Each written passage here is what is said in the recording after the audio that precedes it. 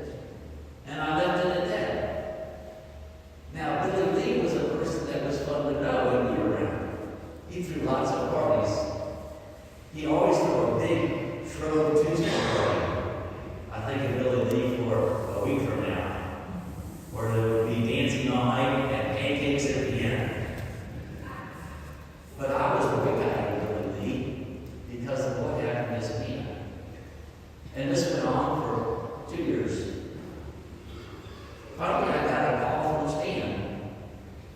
Are you going to Billy Lee's party? I said, no, I'm not talking to Billy Lee. How are you doing? He said, I'm doing fine. He said, I'm going to the party. I said, really?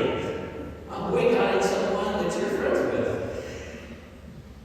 He said, Billy Lee did the right thing a year and a half ago.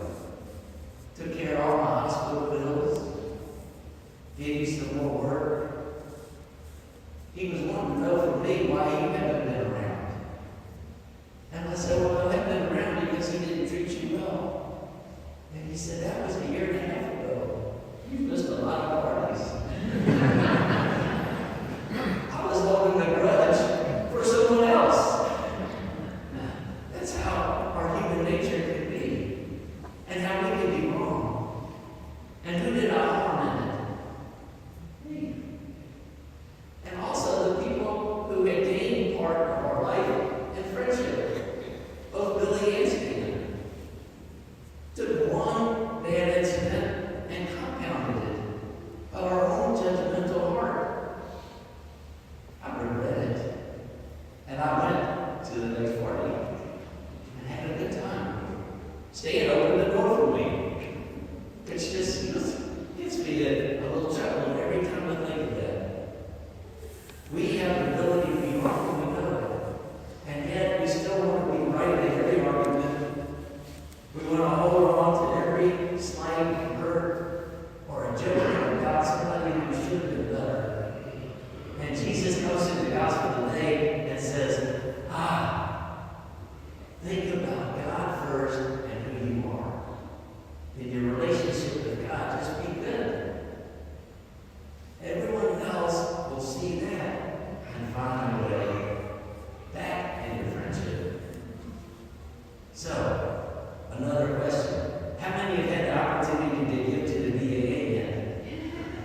All right, pretty good. We're almost 40% there. Which kind of scares me a little bit because the first half is usually easier.